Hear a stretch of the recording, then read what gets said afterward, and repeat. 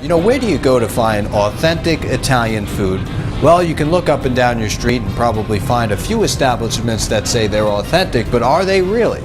I've taken upon myself to find 2 authentic restaurants that are serving up authentic Italian food. We're going to visit with one restaurant called Al Strada with Chef Michael Schlow. We're going to step inside and taste the chef's wonderful creations and explore the regions of Italy on Taste This.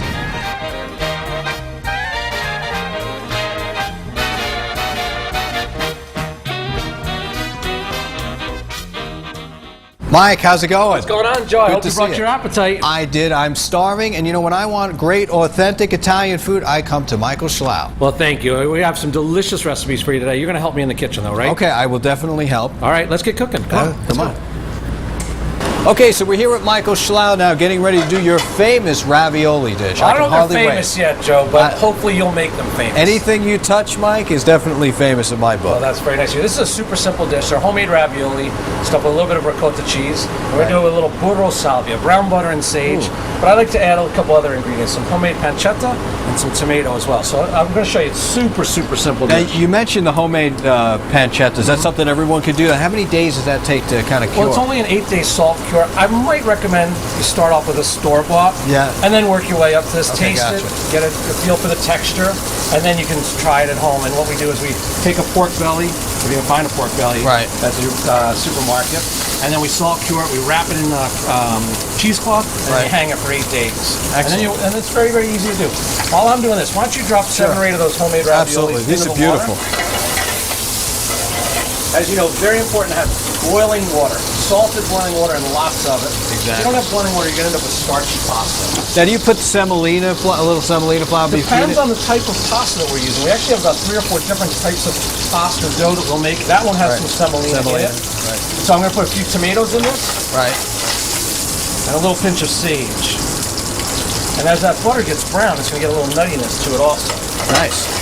I'm going to add just a little tiny drop of vegetable stock. Boy, I really smell that sage coming off. A little fire for flair. You gotta have it. And this sauce is so simple to do. A little bit of this cooked pancetta. And that'll help release some of the oils and fats in there. Absolutely. Well, I like to store it in the fat. After you've cooked it, and it's already been diced, we cook it in the fat. And you just leave a little bit of that fat on there, because that's some great flavor. It really releases nicely. You know, you said simplicity. This is a simple dish. It looks fabulous. Well, what could be bad about sage, bacon, tomato, and homemade pasta? Exactly. Finish it off with a little bit of Parmesan cheese when these ravioli come out. And the ravioli take about 4 minutes or so, no more. Once they start to float, I let them sit for about another 30 seconds or so in the pasta water, and then we're going to strain them out. This is a great thing to buy for home. I mean, if you're making multiple pastas, if you have different, kids that like different shapes at home, you can be making 3 or 4 different kinds at the same time. Yeah.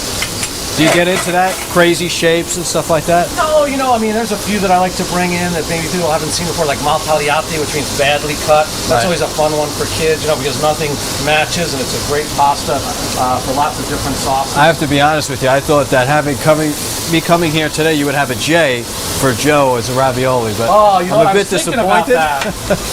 Okay, so just lightly toss this together. And the trick to good pasta is not a lot of sauce. There should be just a little bit of sauce. I'll put a little bit of salt and pepper in this. Now, not too much salt to get the pancetta. And a little tiny bit of crushed red pepper. Some chopped parsley. I notice you're set up with all your little condiments that you need. I do it at home too, to be honest with you. It's the best way to cook at home. Yeah. And so the pasta should just be nice and lightly